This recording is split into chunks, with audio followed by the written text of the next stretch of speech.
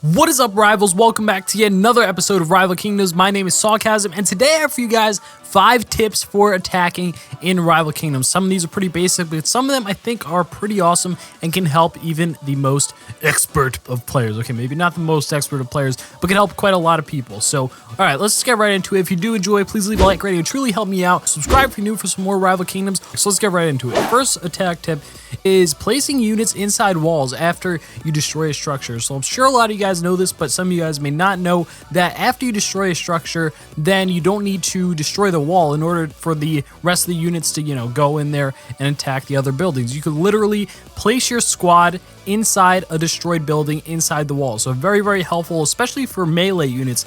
By putting the melee unit inside the wall, it pretty much does most of the groundwork for you. Now the range unit is a little bit different because they can already shoot over the wall depending on which unit it is. So, you don't have to worry about that most of the time, but it's still general a very, very useful strategy. So the next thing is to place your paladins after your other troops. So I see people using paladins as kind of like a tank troop, but they're not. They're supposed to be healing, support, and just because they're melee doesn't take away from the fact that that's what they do.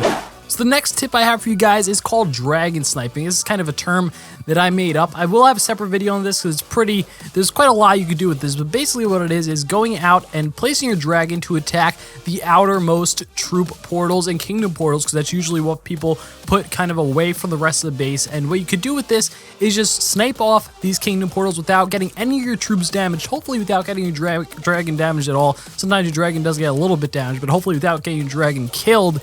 And you could just rack up mana this way. Also, you could take out catapults, arrow launchers, stuff that doesn't target air units. Sometimes people place them like out in the open, not guarded by anything that shoots down air support, or air units. So yeah, definitely a good strategy. So let's get into the next tip. I'm sure some of you guys know this, some of you guys might not, but upgrading defenses don't do anything. So you don't need to focus them down. You don't need to worry about them. If an opponent is currently upgrading, say a catapult, then it's not going to be used for that defense. While you're attacking it, if it's being upgraded, you're free to go. You just completely ignore it. Don't focus it down first, because it's not going to attack you anyway. It's not going to like all of a sudden finish upgrading mid attack and then start attacking you. No, so leave that for last because it's not going to do anything to you anyway. So the final tip that I have for you guys is that defeating the stronghold gives an instant 15 mana. So if there's somewhere you could snipe off the stronghold, I mean, I know it's kind of obvious, but there are times when it's like there's a lot of gold on the line, right? Plus you want to get the win to destroy the stronghold, obviously, but some people I notice actually target the gold first and the gold storages. But